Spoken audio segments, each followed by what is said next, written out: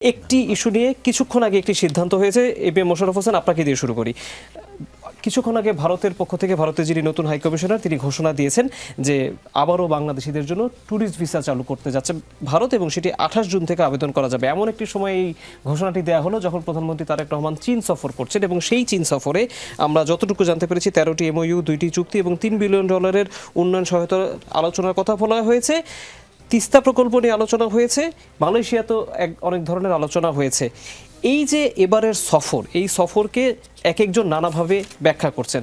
অনেকে বলছেন যে সরকার আসলে চীনের দিকে ঝুঁকে পড়ছে। ভারতীয় মিডিয়াগুলো এটাকে খুব নেতিবাচকভাবে এই সফরকে প্রচারণা করেছে, আমরা দেখেছি। আবার আমরা দেখতে পাচ্ছি ভিসা চালুর এক ধরনের সুযোগ আসলো। পুশিনের ঘটনাগুলো আমরা সফরের আগে থেকেই দেখছিলাম এবং এখনও সেটি চলমান।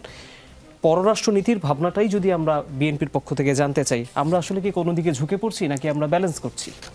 ধন্যবাদ আপনাকে তহিদ হোসেন, ধন্যবাদ আমার সহ-আলোচক বিশিষ্ট আইনজীবী জনাব শিশির মনির সহ দর্শক, শুভেচ্ছা সবাইকে। আসলে বাংলাদেশ একটি স্বাধীন সার্বভৌম রাষ্ট্র।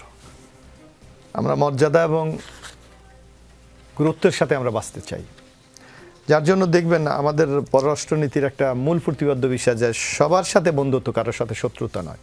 এবং বাংলাদেশ এই জিনিসটি কিন্তু অত্যন্ত চমৎকারভাবে মেনটেন করতে চাচ্ছে। আপনি দেখবেন একটা কথা আমরা প্রায় আপনাদের মিডিয়ায় দেখি বা বিভিন্নজন বলার চেষ্টা করে যে কোনো দেশে যখন সরকার নতুন ক্ষমতা আসে সেটা প্রথম ট্যুরটা ভারতে করে। কিন্তু এবার আমি মনে করি বাংলাদেশ যে নিজেদের সিদ্ধান্ত নেওয়ার সক্ষমতা অর্জন করেছে, এই সফর কিন্তু সেটার একটা প্রমাণ দিয়েছে। আমরা স্বাধীন দেশ, আমরা আমাদের সিদ্ধান্ত আমরাই নেব, কারো কথায় আমরা সিদ্ধান্ত নেব না। যার জন্য আপনি দেখবেন মাননীয় প্রধানমন্ত্রী নানা ধরনের যে জল্পনা কল্পনা ডালপালা ছড়িয়েছিল সেগুলিকে মানে ছুঁড়ে ফেলে দিয়ে উনি কিন্তু নিজের ইচ্ছা মতো, বাংলাদেশের ইচ্ছা মতো উনি মালয়েশিয়া সফর দিয়ে শুরু করেছেন। হ্যাঁ, আমরা আমাদের প্রতিবেশীকে কিন্তু আমরা চেঞ্জ করতে পারবো না। ভারত আমাদের প্রতিবেশী, 4000 কিলোমিটার আমাদের তাদের সাথে সীমান্ত আছে, এবং ব্যবসা বাণিজ্য থেকে শুরু করে একটা সাংস্কৃতিক বন্ধন তাদের মধ্যে আমার আছে। সুতরাং তাদের সাথে একটা সম্পর্ক থাকবে, এটাই স্বাভাবিক।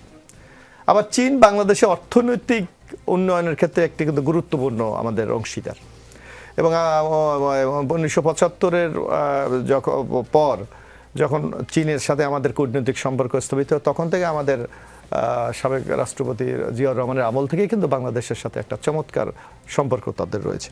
এবং আমাদের দেশের অর্থনৈতিক সহযোগিতার ক্ষেত্রে চীনের ভূমিকা কিন্তু খুবই অগ্রগণ্য। বাংলাদেশের যে কোনো উন্নয়ন বলেন, যে কোনো আর্থিক সহায়তা বলেন, টেকনিক্যাল সহায়তা বলেন, চীনের কিন্তু একটা বিরাট ভূমিকা রয়েছে। তো সুতরাং আমরা মনে করি এই সফরটার মাধ্যমে সেই আমাদের ঐতিহ্যকে ধরে রাখারই একটা প্রয়াস এখানে। এবং আপনি জানেন এই গভর্নমেন্টটা যখন আজকে জনগণের রায় নিয়ে যখন রাষ্ট্র পরিচালনার দায়িত্ব পেয়েছে, আমরা কিন্তু নির্বাচনী ম্যানিফেস্টো আমাদের বেশ কিছু কমিটমেন্ট আছে। সেই কমিটমেন্টগুলি বাস্তবায়নের জন্য আমাদেরকে কিন্তু প্রচুর অর্থনৈতিক সহায়তা দরকার। যেমন আমরা বলেছি আমরা উন্নয়নমূলক কাজ করব, আমরা সোশ্যাল সিকিউরিটি নেতৃত্বে বেশ কিছু বয়স্ক ভাতা, বৃদ্ধ ভাতা, ওই যে ইমাম মসজিদদের ভাতা, খালকরণ ইত্যাদি নানা আমাদের সামাজিক নিরাপত্তা বিষয়ে কিছু কর্মসূচি রয়েছে। তারপর দেখবেন আমাদের একটা কমিটমেন্ট আছে বিএনপির যে আমরা 5 বছরে প্রায় 1 কোটি লোকের কর্মসংস্থান আমরা তৈরি করব। আর আপনি জানেন কর্মসংস্থান তৈরি করতে হলে সেখানে আমাদের বিনিয়োগ দরকার, শিল্পায়ন দরকার। সেখানে যদি আমরা বিনিয়োগ করতে পারি, শিল্পায়ন করতে পারি, তাহলে আমাদেরকে একটা বিরাট কর্মসংস্থানের সুযোগ সৃষ্টি হবে। ইতিমধ্যে দেখেন সরকার এই জায়গাটাকে মানে উন্মুক্ত করার জন্য ইতিমধ্যে চায়নাকে কিন্তু একটি বিশেষ অর্থনৈতিক অঞ্চল দিয়ে দেওয়া হয়েছে চট্টগ্রামের আনোয়ারাতে। এবং আমাদের আরেকটি বড় কমিটমেন্ট যে আমরা একটা তিস্তা প্রকল্প বাস্তবায়ন করব, আমরা পদ্মাতে দ্বিতীয় পদ্মা সেতু করব, যমুনাতে। এই প্রকল্পগুলি বাস্তবায়ন করতে হলে আমাদের কিন্তু আর্থিক সহায়তা দরকার। একটু জুড়ে দিই, তিস্তা প্রকল্প নিয়ে বাংলাদেশ এবং ভারতের ভিতরে সেই যে 2011 সালের সমঝোতা, সেটা কিন্তু এখন পর্যন্ত আনুষ্ঠানিকতা নেয়নি। তার আগেই কেন চীনের সাথে তিস্তা প্রকল্প? না, আমরা কিন্তু প্রকল্প আমরা নিজেদের অর্থায়নে বাস্তবায়ন করবো, এটা আমরা কিন্তু বলেছি। সুতরাং আমরা যে কোনো জায়গা থেকে সহায়তা আমরা নিতে পারি। যেমন আপনি দেখবেন যদি গত ফেসিস শেখ হাসিনার আমলে পদ্মা সেতু বাস্তবায়ন হচ্ছে, বলা হচ্ছে যে আমাদের নিজস্ব অর্থায়নে আমরা এটা বাস্তবায়ন করেছি, কিন্তু টেকনিক্যাল সফল সাপোর্ট কিন্তু চায়না দিয়েছে।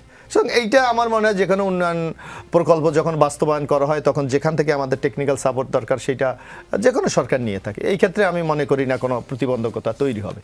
বরং আমরা যে কথাটি আপনি বলেছেন যে আমরা ভারত একটা প্রতিবেশী রাষ্ট্র হিসেবে আমরা আশা করি যে আমাদের সার্বভৌমত্ব, আমাদের মর্যাদা, আমাদের যে ডিগনিটি আছে সেইটাকে শ্রদ্ধা জানিয়ে ভারত আমাদের সাথে সম্পর্কটাকে চালিয়ে নিয়ে যাবে।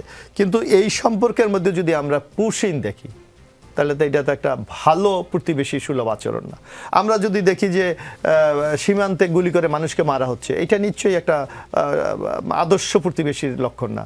তারপর আপনি পশ্চিমবঙ্গে দেখেন ক্ষমতার পরিবর্তন হয়েছে, সেখানে যেই দলটি ক্ষমতায় এসেছে রাজ্যে তাদের উস্কানিমূলক বক্তব্য আমি মনে করি আমাদের সামগ্রিক নিরাপত্তার ক্ষেত্রে একটা সংকট দেখা দিতে পারে। তো এইগুলি আমার মানে ভারত একটি বড় রাষ্ট্র, আমাদের স্বাধীনতার যুদ্ধে তাদের বিরাট কন্ট্রিবিউশন ছিল, যেটা আমরা কিন্তু একেবারে মানে উচ্চ স্বরে আমরা সবসময় স্বীকার করি। সুতরাং ভারতের উচিত প্রতিবেশীকে তাদের সম্মানের সাথে দেখা, মর্যাদার সাথে দেখা এবং বন্ধুত্বের সাথে দেখা।